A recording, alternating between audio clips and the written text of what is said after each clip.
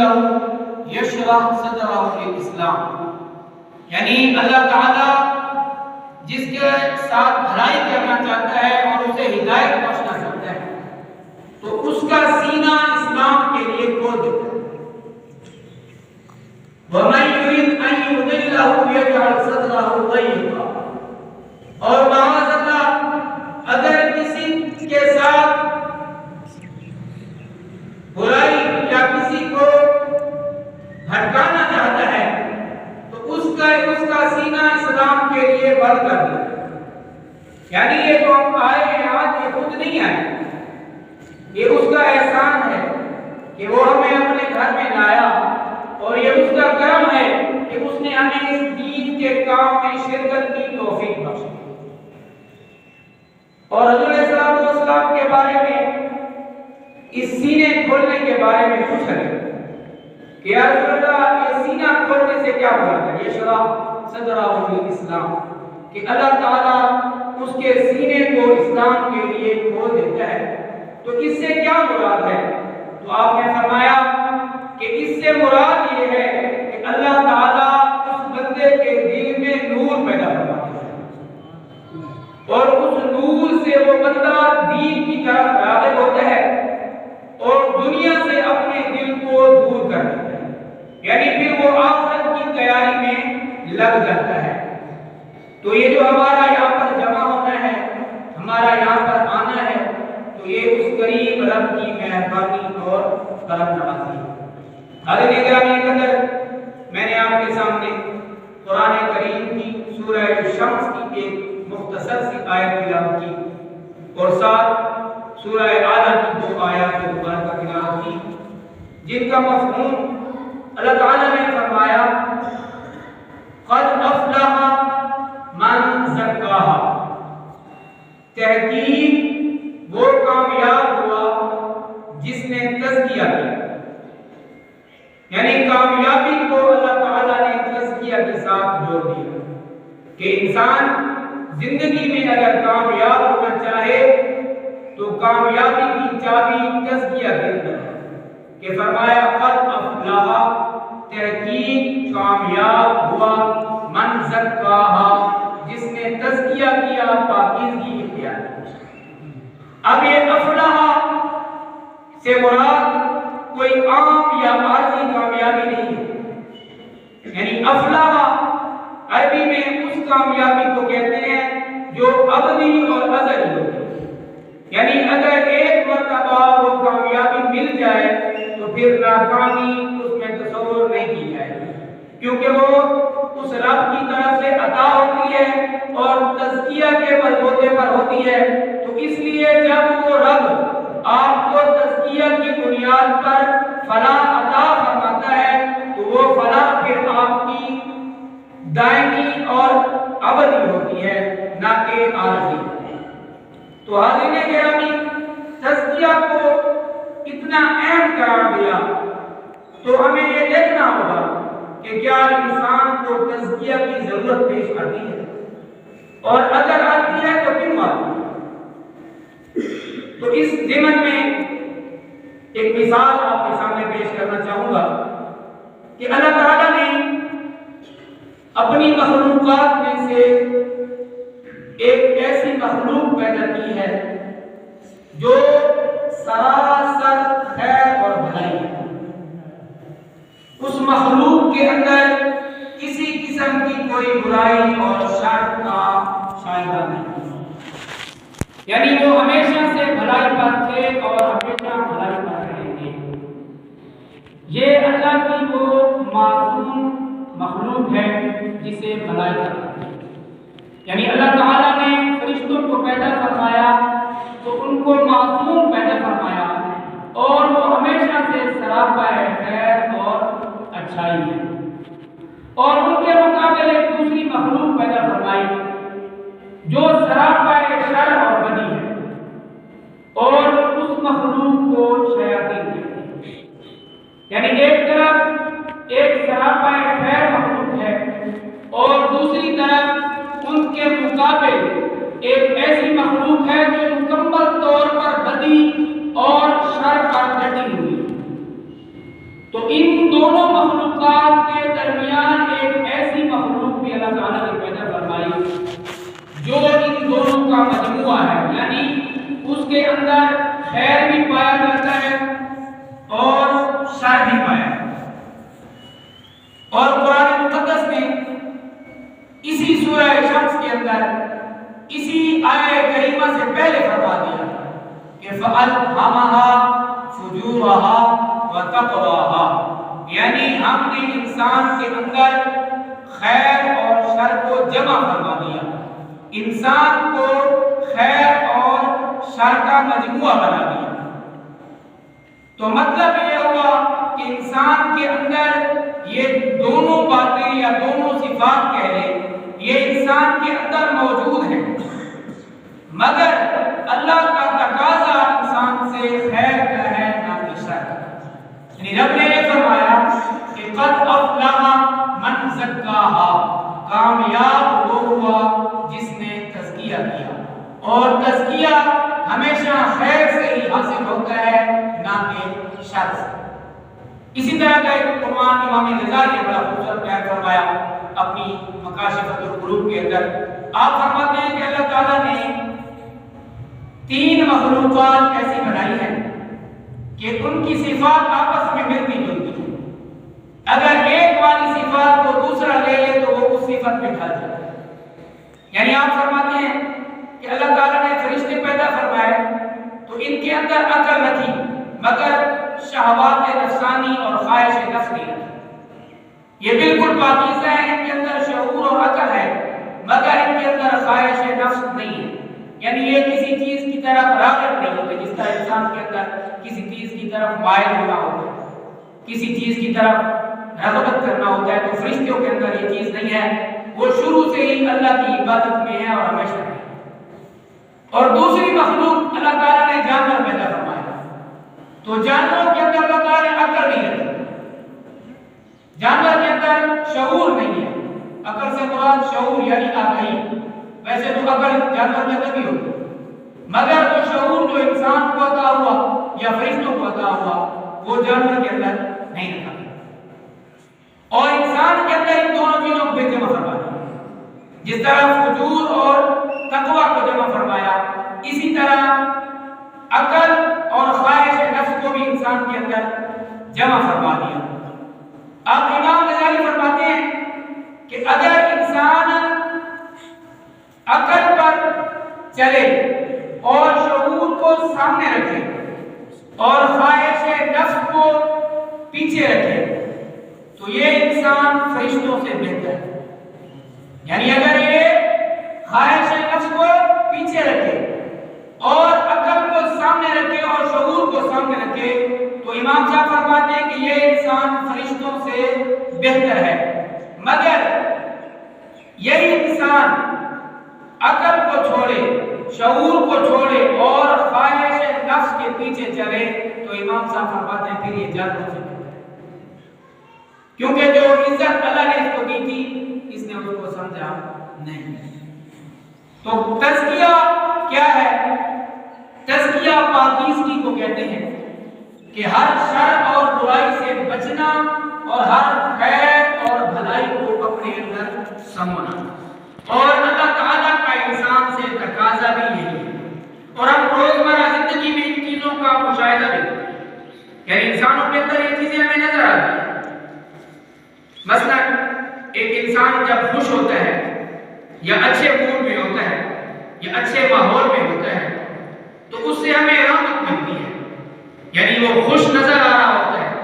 دوسروں میں خوشیاں بانٹ رہا ہوتا ہے، مسکرا رہا ہوتا ہے، تو اس سے ہمیں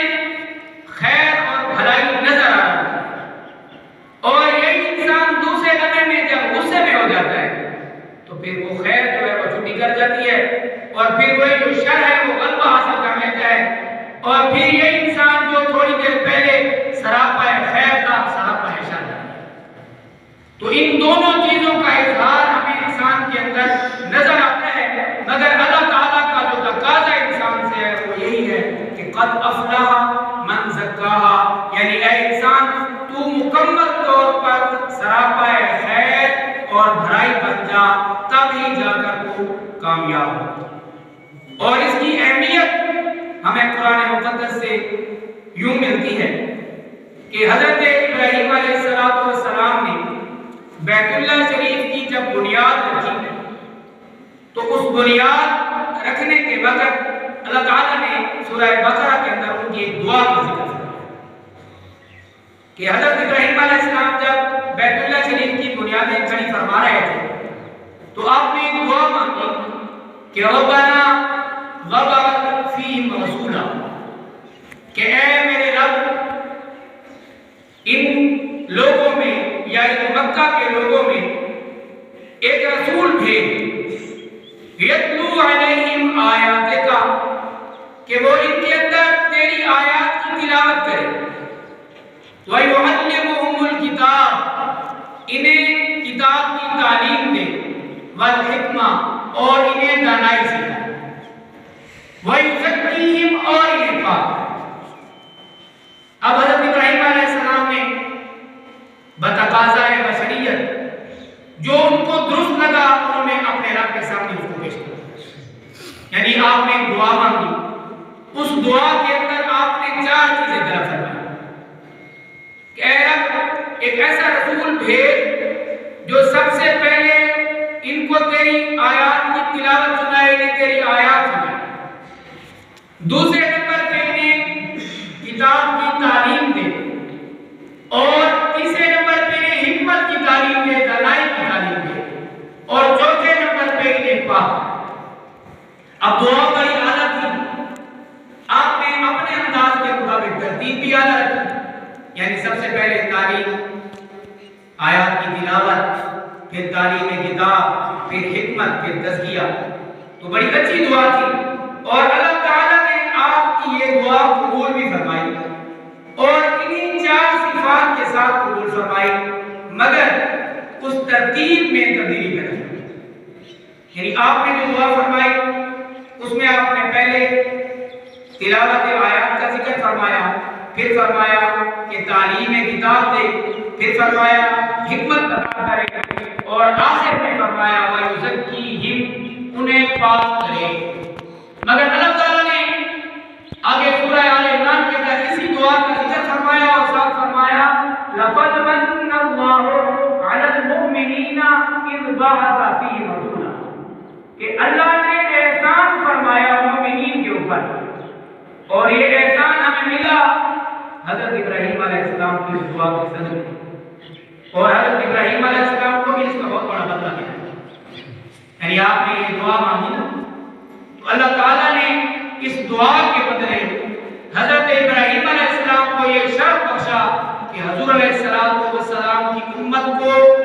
ملت ابیکم ابراہیم کے لقب سے نوازا، یعنی ہمیں پھر حضرت ابراہیم علیہ السلام کی ملت میں گنا گیا، یہ ان کی اس دعا کا بدلہ اللہ تعالیٰ کو عطا فرمایا، حالانکہ باقی تمام انبیاء آپ علیہ السلام کی امت بننے کی دعائیں مانگتے رہے، مگر یہ شرف حضرت ابراہیم علیہ السلام کو حاصل ہوا کہ آپ کا نام ہمارے اوپر لگا دیا، یعنی ہمیں ملت ابراہیم فرمایا گیا، اور یہی نہیں بلکہ 1,24,000 پیغمبر گزرے، کسی پیغمبر کا ہماری نماز کے اندر کوئی ذکر نہیں ہے سوائے ابراہیم علیہ السلام، اور ابراہیم علیہ السلام کو بھی صرف ذکر نہیں، جہاں اپنے حبیب آقا نامدار احمد مصطفیٰ محمد مصطفیٰ صلی اللہ علیہ وآلہ وسلم پر اور آپ کی آل پاک پر درود بھیجتے ہیں اور برکات بھیجتے ہیں، تو وہی حضرت ابراہیم علیہ السلام اور آپ کی آل پاک پر بھی درود اور برکات بھیجتے ہیں، تو یہ حضرت ابراہیم علیہ السلام کو آپ کی اس دعا کے بدلے میں عطا ہوا، یعنی یہ شرف حضرت ابراہیم علیہ السلام کو اس دعا کے بدلے میں عطا کیا گیا، تو اللہ تعالیٰ نے آپ کی اس دعا کو قبول فرمایا، اور اس دعا کا انداز بیان اللہ تعالیٰ نے کچھ یوں فرمایا کہ حضرت ابراہیم علیہ السلام نے فرمایا تھا نا کہ وَبَعَثَ فِيهِمْ رَسُولًا، کہ ان کے اندر بھیج ایک رسول، تو اللہ نے فرمایا إِذْ بَعَثَ فِيهِمْ رَسُولًا، میں نے بھیجا ان کے اندر، آگے کیا فرمایا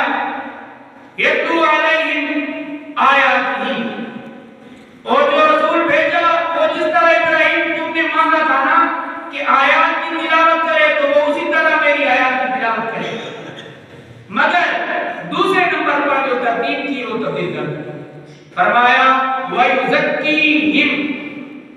تلاوت آیات کے بعد وہ انہیں پاک کرتا ہے،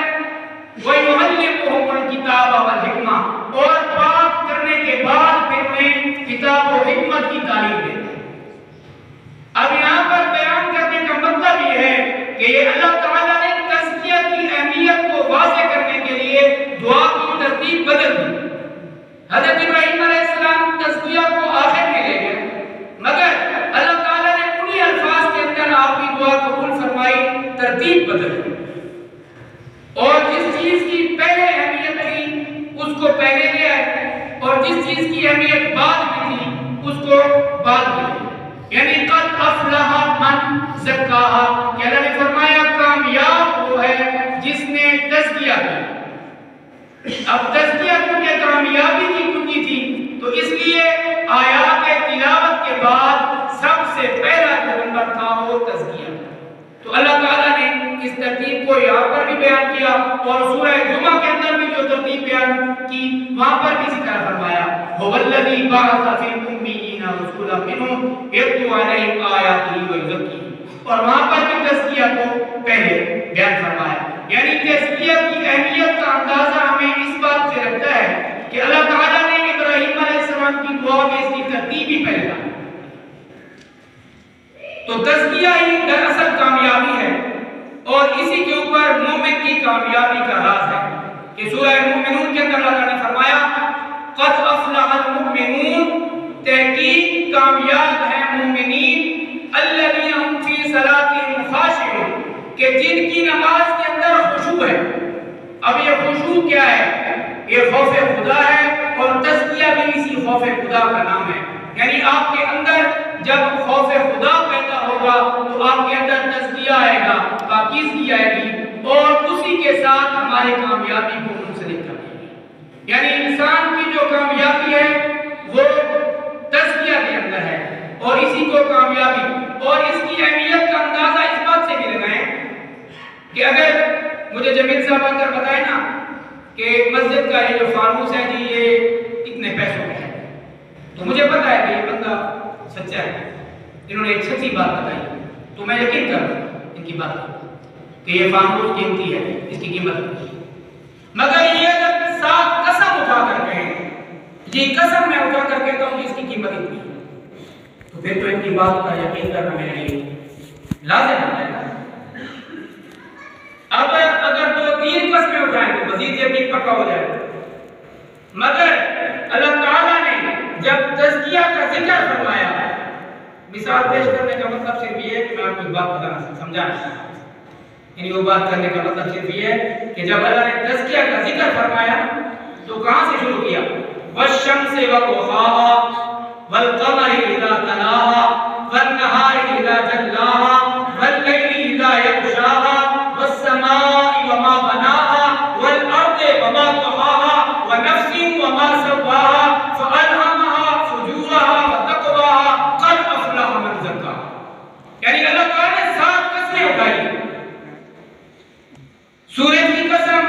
چاند کی قسم، رات کی قسم، دن کی قسم، زمین کی قسم، آسمان کی قسم، یہ ساری قسمیں اٹھانے کے بعد فرمایا قد افلح من زکاها، کہ تحقیق کامیاب وہ ہوگا جس نے تزکیہ کیا۔ یعنی آج ہمیں تزکیہ کی ضرورت ہے، نہ کہ نفرتوں کی۔ اور جس طرح میں نے پہلے شروع میں عرض کیا کہ آپ علیہ السلام سے پوچھا گیا نا کہ دل کی کشادگی کا کیا مطلب ہے، تو آپ نے فرمایا کہ اللہ تعالیٰ دل کے اندر نور پیدا کر دیتا ہے، اور ایک دوسری روایت کے اندر فرمایا کہ دل کے اندر کشادگی اور وسعت پیدا ہو جاتی ہے، اور جب دل کے اندر کشادگی اور وسعت پیدا ہوتی ہے پھر اس دل کے اندر نفرتیں اور مخالفتیں، یہ چیزیں پیدا نہیں ہو سکتی۔ ہمارے سامنے مثالیں ہیں، یعنی کیونکہ آج جمعہ ہے اور یہ ربیع الثانی شریف کا ویسا بھی پہلا جمعہ ہے، چاند نظر آ گیا، حضور سیدنا محبوب سبحانی شیخ خراسانی شیخ عبد القادر جیلانی رضی اللہ تعالیٰ عنہ، آپ کی تعلیمات ہمارے سامنے نمونہ ہے کہ وقت میرے ساتھ کم ہے، دوبارہ 5-10 منٹ میں آپ ملوں گا کیونکہ آپ لیٹ آئے تو اتنا میرا بند ہے کہ میں اس مہمان سے آیا ہوں، اور آپ کو بالکل آخر ٹائم میں یاد ہے تو میرے ساتھ میں آپ کو 5-10 منٹ انتظار کرنا چاہیے۔ تو حضور غوث پاک رضی اللہ عنہ کا ایک واقعہ اس بارے میں حضور سیدنا محبوب سبحانی شیخ لاسانی عبد القادر جیلانی قدس سرہ العزیز آپ کی ولادت پاک اور آپ کا وصال اسی مہینے میں، تو اس نسبت سے آپ کا ذکر ہے کہ آپ کی پیدائش 470 ہجری گیران میں ہوئی اور آپ مادر ذات بنی تھی۔ آپ کے والد گرامی کا نام ابو صالح جنگی دوست رحمت اللہ علیہ اور آپ کی والدہ ماجدہ قدس سرہ کا نام مبارک ام الخیر تھا، اور آپ کی کرامات بچپن سے مشہور تھی۔ ان میں سے ایک ہی کرامت آپ کی بیان کر دیتا ہوں کہ آپ رضی اللہ عنہ کو آپ کی والدہ جب استاد صاحب کے پاس قرآن پاک کی تعلیم دلوانے کے لیے تشریف لے گئی، تو استاد صاحب کے سامنے جب آپ کو بٹھایا گیا تو استاد صاحب نے فرمایا کہ پڑھیے بسم اللہ الرحمن الرحیم۔ جب استاد صاحب نے یہ فرمایا نا کہ پڑھیے بسم اللہ الرحمن الرحیم، تو حضور سیدنا محبوب سبحانی شیخ لاسانی شیخ عبد القادر جیلانی قدس سرہ العزیز نے بسم اللہ سے شروع کر کے 17ویں پارے تک سارا قرآن پڑھا۔ یعنی ایک چھوٹا سا بچہ ہے، اس کو ماں لائی ہے استاد صاحب کے پاس پڑھانے کے لیے، اور وہ بچہ بسم اللہ سے شروع کرتا ہے اور 17ویں پارے تک قرآن سنا دیتا ہے۔ 17ویں پارے تک قرآن سنا دیتا ہے، تو یہ جس ماں سے پیدا ہوا ہے اس ماں کے تزکیے کا کیا عالم ہے۔ دیکھیں نا جو استاد کہہ رہا ہے کہ پڑھیے بسم اللہ الرحمن الرحیم، اور آگے سے حضور غوث پاک بسم اللہ سے شروع کرتے ہیں اور 17ویں پارے کا قرآن سنا دیتے ہیں۔ اب استاد صاحب حیران ہے کہ بیٹا یہ کہاں سے پڑھا؟ قرآن جو آپ نے پڑھا ہے تو یہ کہاں سے پڑھا؟ تو آپ جواب دیتے ہیں کہ میں اپنی والدہ کے پیٹ میں تھا، میری والدہ جب تلاوت کرتی تو وہ میں سنتا تھا، جب میں پیدا ہوا میری ماں مجھے گود میں لے کر جب دودھ پلاتی تھی تو میری ماں کیونکہ 17 پارے قرآن پاک کے حفظ کیے ہوئے تھی، تو وہ جب مجھے دودھ پلاتی تو وہی والے 17 پارے روزانہ پڑھتے تھی اور میں سن لیتا، اور اس طرح یہ پورے جو 17 پارے قرآن کے اللہ نے مجھے یاد کرا دیے۔ تو یہ ہے تقویٰ، اور یہ ہے تقویٰ ذاتے، یعنی حضور غوث اعظم رضی اللہ تعالی عنہ کی والدہ کا تقویٰ کا عالم دیکھیں کہ ایک ماں اپنے بچے کو دودھ پلاتی ہے اور 17 پارے قرآن کے پڑھتی ہے، تو بیٹے پھر اس طرح ہی پیدا ہو گئے نا۔ ہمارا جو معاملہ ہے یہاں پر ہم کیوں کمزور ہیں؟ ہم ایک تو اس نظام سے ہٹ گئے ہیں کہ جو ترتیب میں نے بھی بیان کی کہ آیات کی تلاوت کے بعد یزکیہم کا نمبر آنا، مگر ہم بچے کو قرآن پڑھانے کے بعد تزکیہ کی طرف نہیں لے جاتے۔ ہم بچے کو قرآن پڑھانے کے بعد اسکول میں لے جاتے ہیں یا پھر کسی مدرسے میں، اب وہ کتابیں تو پڑھ لیتا ہے، علم بھی حاصل کر لیتا ہے، تھوڑی بہت حکمت بھی پڑھ لیتا ہے، مگر جو درمیان کا اسٹیپ تھا یعنی وہ یزکیہم جس سے بنیاد اٹھنی تھی ہم نے اس کو چھوڑ دیا، اور تزکیہ کا بہترین وقت بچپن کی عمر ہے۔ یعنی حضور غوث پاک کا جو واقعہ میں نے اپنے سامنے بیان کیا تو آپ کو ماں کی گود میں 17 پارے قرآن سنایا گیا، تو اس بیٹے کا تو عالم یہی ہونا تھا کہ اس نے بسم اللہ کے بعد 17 پارے قرآن کے سنا دینے تھے۔ تو ہمارا جو مین بنیادی معاملہ ہے جہاں پر ہمارے بچوں کی تربیت نہیں ہو رہی، جو ہم نہیں سیکھ پا رہے یا ہم میں پارسائی یا پاکیزگی نہیں آ رہی، تو اس کی مین وجہ یہ ہے کہ ہم نے اپنے بچوں کے اندر تزکیہ پیدا کرنا شروع کیا۔ ہم نے تعلیم کو دینی شروع کی ہے، مگر بچوں کے اندر تزکیہ کی جو تعلیم تھی اس کو ہم نے ترک کیا ہوا ہے، اور ضروری ہے کہ قرآن پڑھانے کے ساتھ کسی صاحب دل کے پاس بچے کو لے جائیں اور ان سے ان بچوں کی پاکیزگی کریں، جو روحانی طور پر ان کا علاج کریں۔ تعلیم کے ساتھ ساتھ روحانی پاکیزگی ضروری اور لازم ہے، اور اسی سے ہی انسان قد افلح من زکاہا کو پا سکتا ہے، اور جب انسان پاکیزگی پا لیتا ہے پھر اس کا عالم یہی ہوتا ہے جو میں نے حضور سیدنا غوث اعظم رضی اللہ تعالیٰ عنہ کے حوالے سے آپ کے سامنے عرض کیا۔ اللہ تعالیٰ سے دعا ہے کہ جو کچھ میں عرض کر سکا اللہ تعالیٰ اسے اپنی بارگاہ میں قبول فرمائے اور ہماری اور آپ سب کی آخرت میں اس کو نیکیوں کا آمین۔